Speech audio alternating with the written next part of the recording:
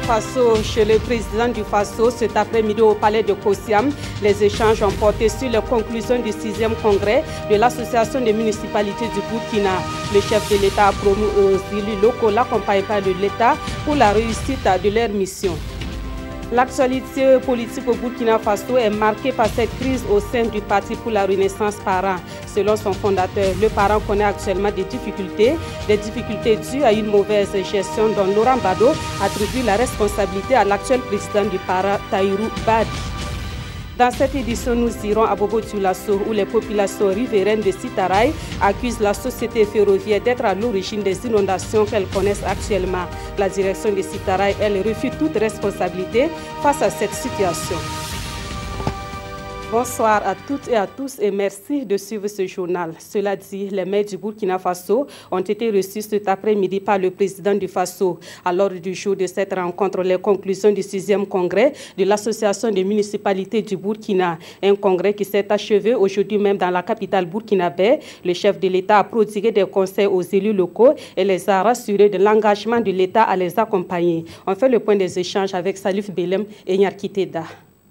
Face aux élus locaux, le président du Faso s'est voulu clair. Fini le temps des compétitions électorales dans les communes et l'heure est au travail dans la cohésion. Auquel cas, le revers est imparable selon le chef de l'État. Après les élections et la mise en place des mairies, nous devions continuer à faire de la politique politicienne dans les conseils municipaux et il n'y aura ni développement, ni renforcement de la démocratie à la base. Pour sa part, l'État s'engage à apporter tout le soutien qu'il faut et veiller au transfert effectif des compétences, lesquels transferts seront accompagnés des moyens et surtout à temps. L'occasion nous a été très souvent donnée de constater que les transferts de l'État étaient certes exécutés, mais pas au moment voulu.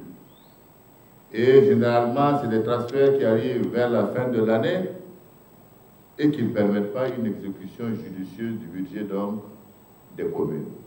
Il faut que cela change, que l'État puisse mettre les fonds à disposition des communes au moment voulu. Des propos rassurants selon les maires qui ressortent satisfaits de l'entretien. Très positif. Vous savez que le président du Faso est très courtois et accueillant. Et nous sommes surpris vraiment qu'il ait trouvé le temps de nous accueillir, de nous recevoir et de nous prodiguer des conseils qui vont nous servir vraiment pour le développement de nos communes. Il y a les propositions qu'il a eu à faire et qui nous rassurent. Et faire le tour au niveau des constructions des écoles et des CSPS. Et nous allons recevoir des fonds pour pouvoir construire. Parce que c'est un besoin réel de la population. À cette rencontre, l'occasion a été belle pour les maires de présenter au chef de l'État le nouveau bureau de l'AMBF, l'association des municipalités du Burkina, fort de 48 membres et dirigé par Armand Bewende, maire de la commune de Ouagadougou. Un bureau issu du 6e congrès de l'association et marque la renaissance de cette organisation fêtière des communes. Et avant de se rendre chez le président du Faso, les maires ont échangé ce matin avec le Premier ministre Paul Kabatieba. Les échanges ont principalement porté sur le plan national de développement économique et social. Ce référentiel de développement qui doit mobiliser 15 000 milliards de francs CFA nécessite une réelle implication des élus locaux. Et c'était d'ailleurs la thématique à aborder à ce 6e congrès de l'AMBF. Nongba Kouda et Maïmouna Traouri. L'attention soutenue, ces élus locaux veulent connaître leur place et leur rôle dans la mise en œuvre du plan national de développement économique et social. Pour éclairer leur lanterne, des représentants du ministère de l'économie et des finances leur présentent les grandes lignes du PNDS et le Premier ministre répond à leurs préoccupations. Le développement du réseau routier, la sécurité, la santé, l'éducation, l'exploitation minière, la question de l'énergie, les marchés publics. Je suis réjoui de noter avec satisfaction que les autorités, avec le Premier ministre en tête, ont voulu partager la philosophie qui sous-tend la mise en œuvre du PNDS pour que nous qui sommes, les élus locaux, puissent nous en approprier et nous impliquer fortement pour sa réalisation. C'est des informations de ce genre que nous voulons pour être efficace sur le terrain. Et le Premier ministre d'insister, les élus locaux constituent un maillon important dans la mise en œuvre du PNDS. Les plans communaux de développement doivent donc traduire la vision stratégique définie dans ce référentiel de développement. Il faut maintenant qu'au niveau des collectivités territoriales, à travers notamment les plans régionaux de développement et les plans communaux de développement, ces plans-là s'inspirent des priorités qui ont été retenues dans le plan national de développement économique et social, qui lui-même traduit la vision du président Roch-Marc Christian Kaboré. Valorisation du capital humain, développement des chaînes de valeur, construction d'infrastructures adaptées, le Premier ministre rassure, le plan national de développement économique et social prend en compte les préoccupations des élus locaux. Autre point de l'actualité ce soir, que se passe-t-il aux parents? Le Parti pour la Renaissance du professeur Laurent Badot. En tout cas, ils sont constatés dans le fonctionnement de ce parti, selon un mémorandum signé de son fondateur. Et dans ce mémorandum, le professeur Laurent Badot accuse l'actuel président du parent, Tahirou Barry, de mauvaise gestion. Le document a fait le tour des réseaux sociaux et son auteur a convié la presse ce samedi pour de plus amples informations. Des détails avec Monkoun Dabiri. Entre Laurent Badot et Tahirou Barry, ce n'est plus le grand amour. Dans un mémorandum qui a fait le tour des réseaux sociaux, le fondateur du Parti pour la Renaissance dénonce la gestion du parti par le président Tahirou Barry. Et suite à l'étalage médiatique de cette affaire, Laurent Badot dit être face à la presse pour donner l'information, la pure et la vraie. Depuis que Barry a été désigné le 27 juin 2010, par les congressistes, ou plutôt par moi, à travers les congressistes, comme président du parent, il s'est évertué à écarter des instances dirigeantes tous les précédents cadres dirigeants qu'il est venu trouver.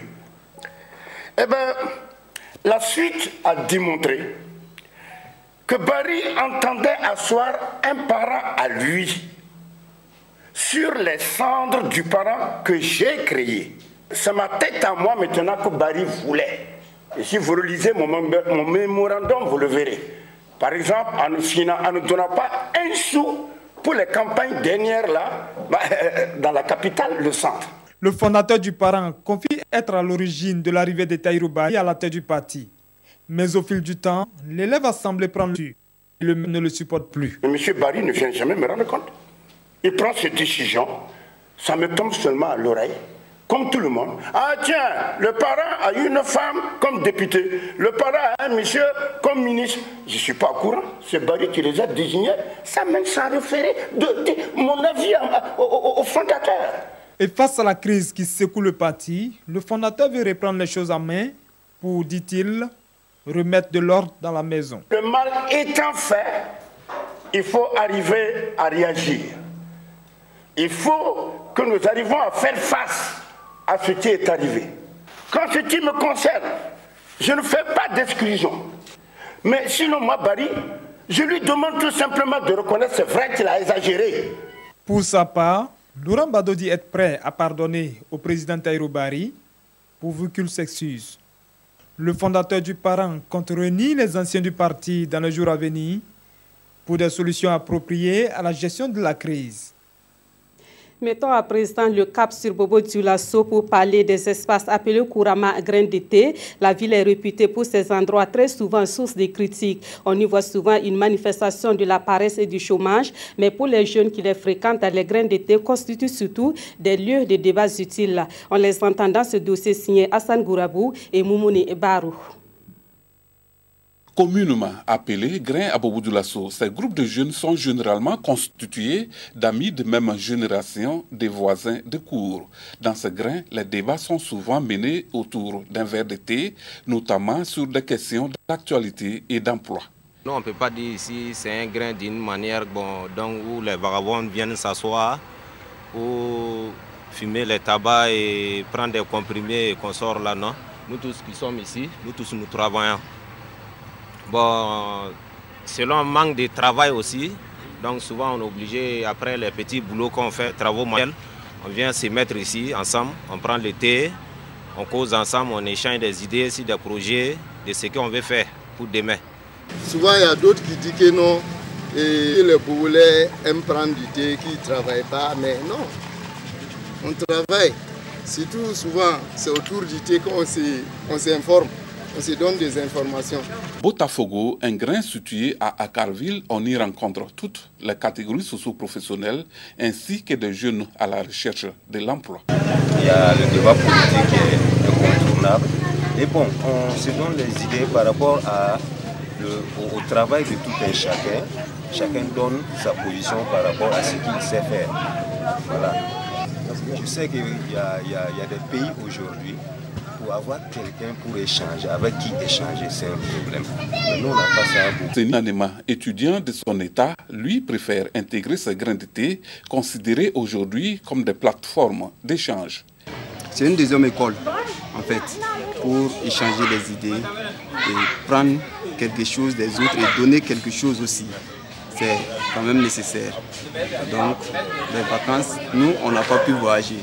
Donc, c'est mieux de rester au grain. Le thé est là pour agrémenter les causeries. Et selon ces jeunes, prendre du thé est préférable à la fréquentation des débits de boissons. Tu vois, avec 500 francs ou 1000 francs, on peut faire toute la journée autour du thé. Mais si, par exemple, on doit rentrer au maquis, 500 francs, ça ne suffit pas. Partout dans le grain, la question de l'emploi est posée avec acuité dans la ville de Bobo-Dioulasso. Tous espèrent, avec le changement de régime, que le nouveau gouvernement prendra en compte les multiples sollicitations de la jeunesse pour un avenir meilleur. Et pour les jeunes de la localité de Youga dans le centre-est, la question de l'emploi devrait être en partie résolue dans les jours à venir. Burkina Mining Company, désormais propriétaire de la mine d'or de Youga, a lancé un avis de recrutement au plan local pour renforcer ses effectifs. Les responsables de cette mine veulent par cette décision garantir également la bonne cohabitation avec les populations locales. Le président de Burkina Mining Company est allé à la rencontre de ces populations hier vendredi. Mastrabo Monkoun Dabiri. Des packs composés de vivres et de produits d'hygiène pour chacun des 500 ménages du village de Youga et des kits scolaires pour les enfants de la même localité. Un geste qui traduit la nature de la collaboration que le président de Burkina Mining Company, repreneur de la mine d'or de Youga, compte entretenir avec les populations riveraines. Depuis que la mine est là, ce genre de visite-là, on n'a jamais vu. Ils viennent, mais ils ne sont jamais venus ici. Ça, là même, ça montre déjà qu'en tout cas, il y aura une franche collaboration. La responsabilité sociale de l'entreprise, le nouveau patron y attache du prix. Et dans un point de presse, les responsables de la mine disent prévoir la construction de plusieurs infrastructures, dont un centre de formation socio-professionnelle, des retenues d'eau et des routes. On a commencé notre activité en mars. Ce n'est pas des mines pour une courte durée, mais plutôt pour une longue durée qui va continuer au fur et à mesure. Et on sait très bien par rapport aux autres mines que pour avoir une activité positive, il faut être en bon moment avec les voisins, les villages voisins. La mine d'or de Youga, le groupe turc MNJ dit l'avoir acheté à Endeavour Mining à environ 14 milliards de francs CFA. Le groupe dit être par ailleurs détenteur d'un titre d'exploitation minier dans le Naouri. Pour l'occasion, son président a tenu à rassurer la presse qu'aucun licenciement n'a été effectué par le groupe, contrairement à ce qui se dit dans la presse. Mieux, rassure-t-il, des recrutements sont en cours pour renforcer les effectifs pour les 3 prochaines années. Autre point de l'actualité, nous repartons à Bobo-Dioulasso pour parler de cette séance de sensibilisation sur la finance islamique organisée au profit des opérateurs économiques de cette ville. Cette séance a eu lieu hier vendredi à l'initiative de la Maison de l'entreprise du Burkina Faso. L'objectif était d'éclairer les opérateurs économiques sur les opportunités que la finance islamique leur offre. Les responsables de la finance islamique au Burkina Faso espèrent ainsi accompagner les bénéficiaires dans leur secteur d'activité. Les opérateurs économiques de la ville de Bobo-Dioulasso à la recherche d'informations sur la finance islamique. L'objectif de cette rencontre est de leur expliquer les opportunités d'accès à cette forme de finance différente de celles conventionnelles. Un peu partout dans le monde, la finance islamique se développe bien et très rapidement. C'est seulement chez nous ici dans l'espace UOMOA et particulièrement au Burkina que ça ne se développe pas. Alors parce que nous n'avons pas d'informations sur la finance islamique, on pense que c'est réservé aux musulmans. Non, donc c'est pour cela la maison de l'entreprise a décidé de faire des sensibilisations pour montrer à tout le monde qu'il peut avoir accès à cette finance-là. La finance islamique intéresse bon nombre d'opérateurs économiques au Burkina Faso. On a compris que c'est un additif pour qu'on puisse financer nos activités. Puisqu'on a le financement classique, si ça vient s'ajouter, bon, ça peut être un truc d'oxygène pour nous. Je pense que c'est une innovation. Ça peut quand même amener un changement dans le monde économique. Comme toute autre institution financière, l'accès à la finance islamique nécessite le respect de certains principes, notamment l'interdiction d'investir dans des secteurs illicites, contraires à la morale islamique.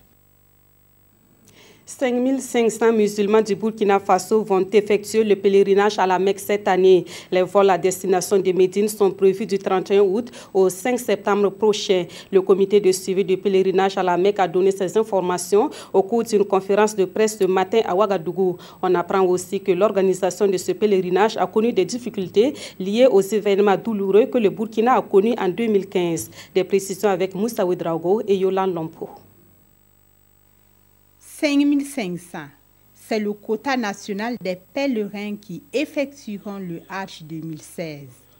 Les 892 personnes recalées en 2015 compte tenu de la situation nationale seront les premiers à prendre le vol à destination de Médine. Il est prévu simultanément 8 vols à Ouagadougou et 3 à Bobo-Dioulasso. Quant au transport, il sera assuré par la compagnie saoudienne Nas Air du 31 août au 5 septembre 2016. L'organisation du Hajj 2016 demeure l'affaire des agents de voyage qui sont cette année 38 au lieu de 39. Une agence n'ayant pas réglé les frais d'organisation du Hajj 2015 a été suspendue. Dans sa mise en œuvre, le Hajj 2016 bénéficie de l'accompagnement de l'État et de la Fédération des associations islamiques du Burkina. Et au niveau des activités qui sont en cours, on peut citer la vérification des versements et des virements des sommes d'argent effectués par les agents de voyage dans nos différents comptes, aussi bien ici qu'en Arabie Saoudite, la délivrance des visas électroniques par l'ambassade d'Arabie Saoudite aux pèlerins qui sont à jour de leur paiement. À Médine, le séjour sera réduit. Cependant, le président du comité national de suivi du pèlerinage à la Mecque rassure que les pèlerins seront mieux logés. En attendant, les musulmans de Bobo-Dioulasso attendent impatiemment la réhabilitation de la mosquée de Dioulasso-Ba. 500 millions de francs CFA sont nécessaires pour la réhabilitation de cette mosquée. Une réhabilitation nécessaire aussi pour répondre aux normes internationales puisque ce lieu de culte est inscrit sur la liste indicative de l'UNESCO depuis 2012. Et ces informations émanent d'une étude menée sur la réhabilitation et l'aménagement de la mosquée de Dioulasso-Ba. Les résultats de cette étude ont été présentés hier au ministre en charge de la culture et à la communauté musulmane. On fait le point avec Drissa Traoré et Ahadi Sanda. Voilà à quoi va ressembler le site de la mosquée de Dioulasso-Ba après sa réhabilitation. Ce sont là les résultats d'une étude architecturale présentée ici au ministre en charge de la culture ainsi qu'à la communauté musulmane de Dioulasso. Vieille de plusieurs siècles, la mosquée de Dioulasso-Ba se trouve aujourd'hui dans un état de délabrement avancé. Et en tant que patrimoine culturel, le département de la culture soutient le projet de réhabilitation à hauteur de 150 millions de francs CFA. À travers la contribution qui est donnée par le ministère, c'est un symbole, mais c'est en même temps une interpellation afin que tous les fils et toutes les filles de cette nation s'engagent résolument à apporter leur contribution. Ici, rien ne sera cassé. Il s'agira juste d'améliorer l'existant et surtout de renforcer la résistance de la bâtisse. Et le coût total du projet se lève à 500 millions de nos francs. Du côté de la communauté musulmane, des initiatives seront développées pour combler le manque à gagner. On va essayer d'appeler nos opérateurs économiques de la ville ainsi que les personnes ressources, nos imams. Ils vont nous aider à récolter les fonds nécessaires pour qu'on puisse venir en aide au niveau de la réhabilitation. Dans les jours à venir, Un comité de gestion de la réhabilitation et de l'aménagement de la mosquée de Djoulasoba sera mis en place. Et les travaux devraient débuter incessamment. Actualité à propos du Djoulasso toujours, la Citaraï serait-elle à l'origine des inondations que connaissent les quartiers situés à ses abords? Oui, selon les populations riveraines de la voie ferroviaire de Bobo Djoulasso. Et face à cette accusation, la direction de Citaraï rétorque, elle refuse toute responsabilité dans la survenue de ces inondations. On entend les deux parties. Ce reportage signé Karim Ilboudo et Moussa Sano. Dogona, un quartier de l'arrondissement 3 de Bobo Djoulasso. La saison des pluies est ici un calvaire pour les populations, notamment celles installées aux abords de la voie ferrée. Confrontées aux problèmes d'inondation, elles n'ont que les yeux pour pleurer après chaque grosse pluie. L'eau rentre dans nos concessions. Nous avons appelé au secours en vain. Personne n'a réagi. Nous demandons vraiment de l'aide. Il ne faut pas que les gens nous abandonnent dans notre calvaire. Chaque année, on vit le calvaire. Les gens ont essayé de trouver des solutions par eux-mêmes, mais c'est vraiment insuffisant. Parce que vu la force de l'eau et la quantité d'eau qui vient chaque année, ça ne fait que s'aggraver. Pour certains riverains, les boucs émissaires de leur calvaire, c'est bien la Citaraï, la société de chemin de fer, qui a récemment effectué des travaux d'entretien sur son réseau. Avant, c'était l'eau venait, mais ce n'était pas comme ça. C'était l'eau du secteur. Ça ne creuse nulle part. Mais cette fois-ci-là, on en est trop marre parce que tout l'eau de l'eau là, ça vient et ça vient caler dans les ponts là. Tout est chez nous, tout rentre chez nous. Les autorités municipales de Bobo Djoulasso se disent conscientes de la situation. Cependant, elles estiment n'avoir pas été associées par la Citaraï pour ces travaux d'entretien du réseau ferroviaire. La population pense que le travail n'a pas été fait selon les normes. Parce que l'eau se déverse dans les concessions et ça pourrait engendrer des inondations. Et on est au mois d'août et je comprends vraiment leur inquiétude. Et une autre préoccupation que j'ai, parce que le travail en tout cas a été fait sans concertation avec l'arrondissement. Je pense qu'il y a des aménagements comme ça, c'est mieux d'approcher la mairie, l'arrondissement ou bien même la commune pour dire on a décidé d'entreprendre tels travaux. Est-ce que ça répond aux normes techniques? Est-ce que ça ne joue pas aussi sur la quiétude de la population? Peut-être c'est ce qui a manqué. Approcher la direction de la Citaraï refuse toute responsabilité dans cette situation. Elle estime les aménagements dont on dit être la cause des inondations, des actions qui s'inscrivent dans le cadre normal des travaux d'entretien de sa ligne de chemin de fer, des actions périodiques menées depuis 1934, date d'arrivée des rails à Bobo Djoulasso, alors qu'il n'y avait même pas d'habitation à cet endroit.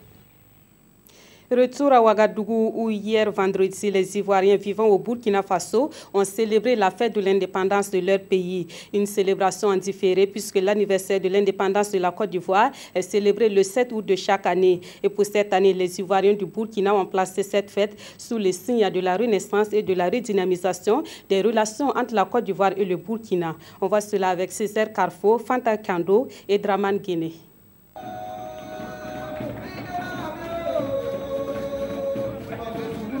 Ils sautent le champagne pour célébrer les 56 années de l'accession à l'indépendance de la République de Côte d'Ivoire. Cette commémoration en différé pour des raisons de calendrier a connu la présence de plusieurs autorités burkinabées qui témoignent d'ailleurs de la qualité des relations qui existent entre les deux pays. Les dirigeants ivoiriens et burkinabés, soucieux du raffermissement et de la consolidation des liens entre nos deux pays, entre les deux peuples, se sont unis depuis 2008 par un accord qui sonne plus comme un acte de mariage. Il s'agit du célèbre TAC, comme nous l'appelons, le traité d'amitié et de coopération dont nous venons de tenir tout récemment la 5e session. Nous avons signé beaucoup d'accords de coopération. Ça veut dire que la coopération entre la Côte d'Ivoire et le Burkina vont montrer actuellement. Et je crois que cette soirée scelle encore beaucoup plus. Nous avons été beaucoup de membres du gouvernement qui sont là, des autorités du Burkinabé, qui sont venus aux côtés de nos frères de Côte d'Ivoire pour que nous célébrions en tout cas cette amitié qui marque de bonnes relations qui existent vraiment entre nos deux pays. La renaissance et la redynamisation des relations entre la Côte d'Ivoire et le Burkina, C'est sous ce signe qu'est célébrée cette commémoration. Une occasion également pour ces invités de se familiariser avec le nouvel ambassadeur ivoirien au Burkina, Capélécien Soro. Les chenilles ou les chitoumous ont encore attiré du monde cette année à Bobo-Dioulasso. Pour la 12e fois, la fête du chitoumou se tient dans la ville de Sia. Cette édition se tient dans un contexte où cette espèce est menacée par les effets des changements climatiques. Les organisateurs ont donc placé la fête du chitoumou cette année sous cette thématique. Des précisions avec Idrissa Warga, Sirik Milogo et Moumouni Barou. Des brochettes, des boulettes, du ragoût, bref, c'est une diversité de mets à base de chenilles de karité qui sont exposées à cette 12e édition de la fête des chitoumous.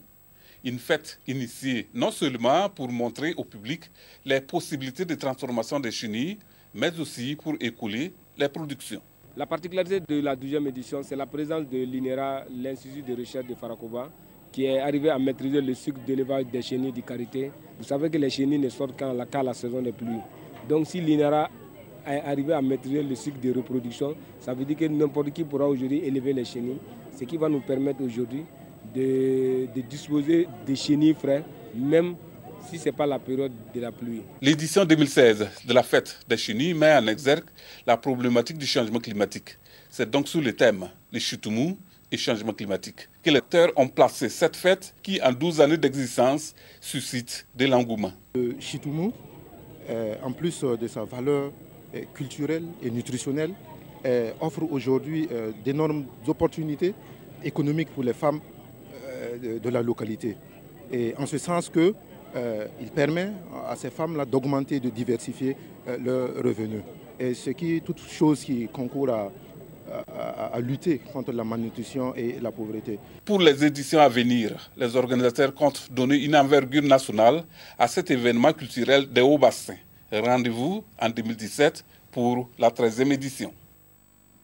La jeunesse catholique étudiante du Burkina Faso et du Niger veut s'impliquer davantage dans la promotion du civisme dans leurs pays respectifs. Le sujet est abordé depuis le 16 août dernier à Banfoura, où des élèves et étudiants membres de la JEC des deux pays sont en conclave. Ils sont 200 au total à prendre part au 40e Assise nationale et au 55e Conseil de la JEC. Karim Ilboudo, Sanoua Christine Koulibaly.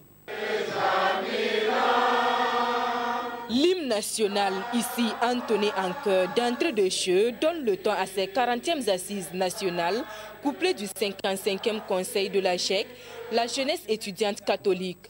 Une rencontre au cours de laquelle ces G6 vont auditionner les rapports d'activité, mais aussi s'interroger sur leur contribution dans la lutte contre l'incivisme au Burkina Faso. Nous voulons sensibiliser les jeunes sur notre responsabilité à prendre pour éradiquer cet incivisme qui, la plupart du temps, est occasionné par nous-mêmes. Il s'agira de formation, de panels et de séances d'ateliers qui se tiendront 3 jours durant avant de faire place au 55e Conseil national. Évoluant tous en milieu scolaire et académique qui tentent aujourd'hui à être les terreaux de l'incivisme, le patron les a invités à être des lumières afin d'impacter leur milieu. Ces dernières années, nous avons été inquiets par la montée de l'incivisme qui est due souvent au fait des jeunes.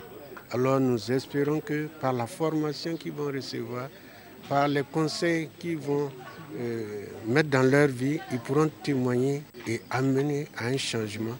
Parce que dans les désordres, nous ne pouvons pas nous développer. Environ 200 participants venus du Burkina et du Niger prennent part à ce rendez-vous de Banfoura. Banfoura qui sera donc la capitale de la jeunesse étudiante catholique une semaine durant, et ce pour la 3e fois. En actualité sportive, en bref, nous parlons de football. Les étalons cadets ne seront pas à la Coupe d'Afrique de leur catégorie qui aura lieu à Madagascar en 2017. Après la défaite de 5 buts à 1 au match aller, les étalons cadets sont passés à côté de l'exploit cet après-midi même face aux Black Satellites du Ghana. Et pour terminer, un mot de l'actualité à l'étranger. On va s'intéresser à cette prouesse d'un garçon de 13 ans. Il est égyptien et il a traversé la Méditerranée seul afin de sauver un être cher. Une vague de compassion submerge l'Italie devant le périple de ce petit Égyptien de 13 ans. Le garçon explique avoir traversé tout seul la Méditerranée comme les migrants dans l'espoir de trouver une aide médicale pour son petit frère gravement malade. Lui s'appelle Ahmed, il habite à 130 km du Caire et son long voyage l'a conduit jusqu'en Sicile où, après avoir demandé l'aide des autorités, il a pris l'avion vers Florence où l'hôpital Careggi a offert de venir en aide à Farid, son petit frère de 7 ans. L'histoire du petit garçon a soulevé une vague de solidarité et de donations qui viennent de toute l'Italie. Maria Volpe est la policière qui a la première recueilli le petit garçon venu d'Égypte. Voir un garçon de 13 ans risquer sa vie, traverser la mer et venir en Italie pour seulement demander l'aide pour sauver son frère est une nouvelle histoire parmi tant d'autres. Il m'a dit « Je suis ici parce que je veux l'aider, je veux le sauver et continuer à jouer avec lui ». Un avion italien doit dans les prochains jours aller chercher le petit frère d'Ahmed et sa famille. Les autorités égyptiennes indiquent de leur côté que la famille du malade n'avait fait aucune demande d'aide pour les soins. Et c'est la fin de ce 20h sur la RTB. Merci de l'avoir suivi. Très bonne soirée en notre compagnie.